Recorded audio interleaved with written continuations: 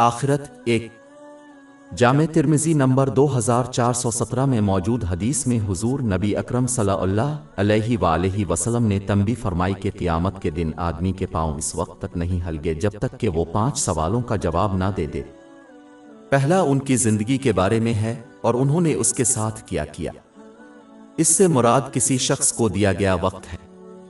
ایک مسلمان کو سمجھنا چاہیے کہ موت اکثر غیر متوقع وقت پر آتی ہے۔ ایک مسلمان کو یہ خیال نہیں کرنا چاہیے کہ وہ بڑھاپے کو پہنچ جائیں گے، کیونکہ بہت سے لوگ ایسا ہونے سے پہلے ہی مر جاتے ہیں۔ در حقیقت اس بات سے کوئی فرق نہیں پڑتا ہے کہ کوئی کس عمر تک پہنچ جاتا ہے، ہر کوئی تسلیم کرتا ہے کہ اس کی زندگی اچانک گزر گئی۔ ایک مسلمان کو یہ یقین نہیں ہونا چاہیے کہ وہ اللہ تعالیٰ کی اطاعت کریں گے، جیسے کہ مسجد میں باجماعت نماز کے لیے جانا جب وہ بوڑھے ہو جائیں، کیونکہ یہ خواہش مندانہ سوچ ہے۔ یہاں تک کہ اگر کوئی اس عمر کو پہنچ جائے، کیونکہ وہ اپنی زندگی میں مادی دنیا میں بہت زیادہ مشغول تھے، ان کے ماحول میں تبدیلی کا ان کے کردار اور اللہ تعالیٰ کی اطاعت پر بہت کم مثبت اثر پڑے گا۔ ایک مسلمان کو چاہیے کہ وہ اللہ تعالیٰ کی اطاعت میں تاخیر کرنے کے بجائے اس وقت کو استعمال کرے جس میں اس کے احکام کی تعمیل، اس کی ممانعتوں سے اجتناب اور تقدیر کا مقابلہ نبی کریم صلی اللہ علیہ وسلم کی روایات کے مطابق صبر کے ساتھ کرنا ہے۔ اس پر ہو جو شخص اس طرح کا برتاؤ کرے گا وہ ان نعمتوں کو استعمال کرے گا جو انہیں اللہ تعالیٰ کی رضا کے لیے دی گئی ہے۔ یہ اس بات کو یقینی بنائے گا کہ وہ دونوں جہانوں میں امن اور کامیابی حاصل کریں، قطع نظر اس کے کہ وہ کتنے ہی عرصے تک زندہ رہیں۔ باب 16 النحل آیت 97۔ جس نے نیک عمل کیا، خواہ وہ مرد ہو یا عورت، حالانکہ وہ مومن ہے، ہم اسے ضرور پاکیزہ زندگی دیں گے اور ان کو ان کے بہترین اعمال کے مطابق ضرور اجر دیں گے۔ لیکن جو اپنے وقت کو صحیح طریقے سے استعمال کرنے میں ناکام رہے، وہ اسے فضول کاموں میں ضائع کرتے ہوئے پائے گا، جس کی وجہ سے وہ دونوں جہانوں میں امن اور کامیابی حاصل نہیں کر سکتے، کیونکہ انہوں نے اپنے وسائل کو اللہ تعالیٰ کی رضا کے لیے استعمال نہیں کیا۔ باب 20 طٰہٰ آیت 124۔ اور جو میری یاد سے روگردانی کرے گا، اس کی زندگی تنگدستی سے گزرے گی اور ہم سے قیامت کے دن اندھا اٹھائیں گے۔ اپنے وقت کو صحیح طریقے سے استعمال کرنے میں ناکامی بھی قیامت کے دن بہت زیادہ افسوس کا باعث ہوگی، خاص طور پر جب وہ اپنے وقت کو صحیح طریقے سے استعمال کرنے والوں کے اجر کا مشاہدہ کرے۔ زیر بحث مرکزی حدیث میں اگلا سوال ان کے علم اور اس کے ساتھ کیا گیا اس بارے میں ہوگا۔ مسلمانوں کے لیے ضروری ہے کہ وہ مفید دنیاوی اور دینی علوم کے حصول کی کوشش کریں، اور اس سے بھی اہم بات یہ ہے کہ وہ اپنی ضروریات اور اپنے محتاجوں کی ضروریات کو پورا کرنے کے لیے اسلام کی تعلیمات کے مطابق اور اللہ تعالیٰ کی اطاعت کے لیے اس پر عمل کریں، لوگوں کے حقوق کو صحیح طریقے سے پورا کریں۔ جو جاہل رہتا ہے، اپنے علم پر عمل کرنے میں ناکام رہتا ہے، وہ کسی بھی جہان میں کامیابی حاصل کرنے کا امکان نہیں رکھتا۔ ایک شخص اپنے مطلوبہ مقام پر تبھی پہنچ پائے گا جب وہ پہلے سے ہی راستہ تلاش کرے اور پھر اس سے نیچے کا سفر کرے۔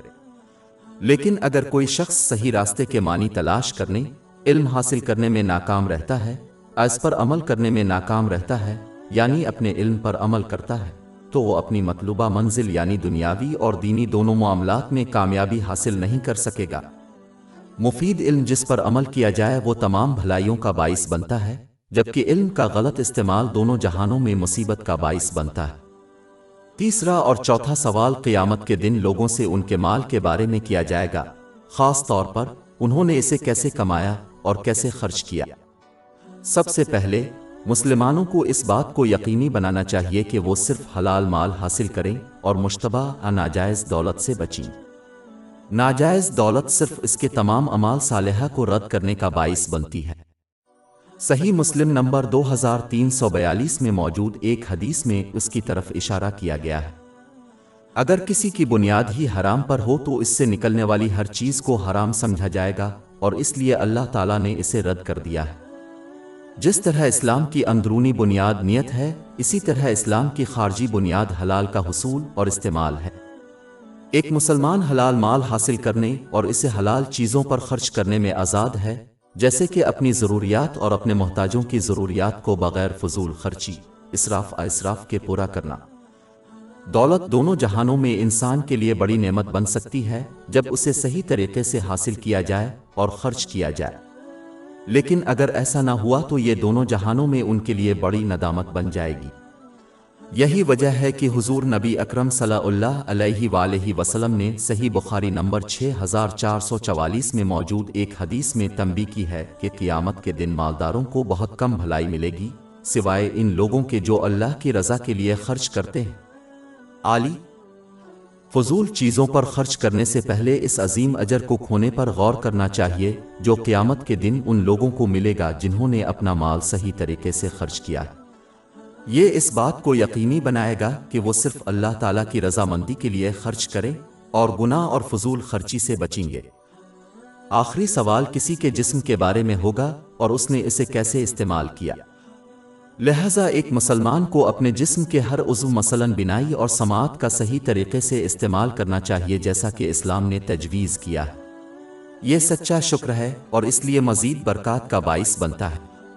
باب 14 ابراہیم آیت 7 اور یاد کرو جب تمہارے رب نے اعلان کیا کہ اگر تم شکر کرو گے تو میں تم پر ضرور اضافہ کروں گا۔ اس بات کو یقینی بنانا چاہیے کہ وہ برائی اور فضول باتوں سے اجتناب کریں کیونکہ آخر الذکر کو قیامت کے دن بہت زیادہ پشیمانی ہوگی اور یہ اکثر بری بات کا باعث بنتی ہے۔ جو اچھا ہو وہ بولے یا خاموش رہے۔ اس کے علاوہ انہیں اپنی جسمانی طاقت کو ایسے طریقوں سے استعمال کرنا چاہیے جو اللہ تعالیٰ کو پسند ہوں، اس سے پہلے کہ وہ ایک ایسے دن تک پہنچ جائیں جب وہ اسے کھو دیں اور نیک اعمال انجام دینے کے قابل نہ ہوں۔